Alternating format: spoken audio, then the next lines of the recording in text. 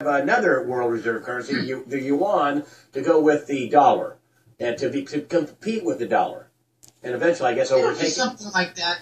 It's going to be very hard to say, well, there's no more dollar usage. It's going to be more like a handoff, and next year it'll be 20% less the dollar being used. The following year it'll be 30% less, something like that. Or in 6 months it'll be 20% less, and the following 6 months another 10 or 15% less. It's going to be a transition, but I firmly believe that we're going to see something happen with the Chinese yuan soon, and I don't define timeline to clients or friends or colleagues.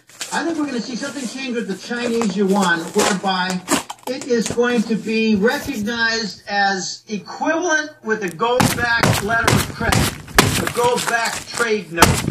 We're going to see the Chinese yuan is going to be something of an intermediary toward gold trade settlement. And I don't have all the details, but I do know, I've known this for 18 months.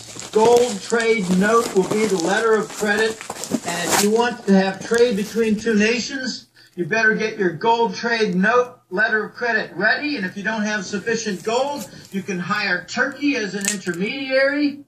You can hire perhaps India as a functional intermediary with Turkey, but Turkey has done this for 1,000 years. It's what Turkey does. When this reset happens. When this reset happens, what happens to gold and the dollar?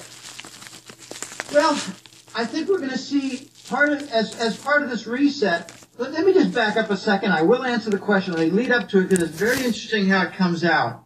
I got messages repeatedly from The Voice, and he's a very prominent gold trader in the world. And he's got some very incredible clients, very wealthy clients in central banks. And some of them are in the Eastern Hemisphere. He wrote me and said, we're getting incredible pressure as part of the reset to execute a 50% dollar devaluation.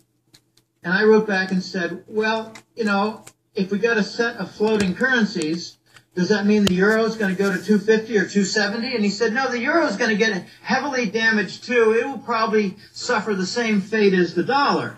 And I said, well, let me continue on this line of thought. The logic would then dictate that if the floating currencies are maintained, that's the big premise, then the British pounds, Swiss franc, and the Japanese yen would all go up 100%.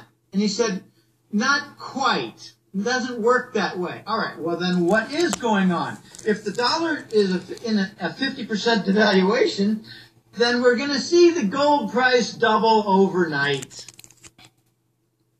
Wow. That's how we bring about instant solvency for the banks. So, are the banks out there rushing to accumulate gold? We got to keep going. I doubt it on the U.S. Peace, stackers. So therefore, the foreign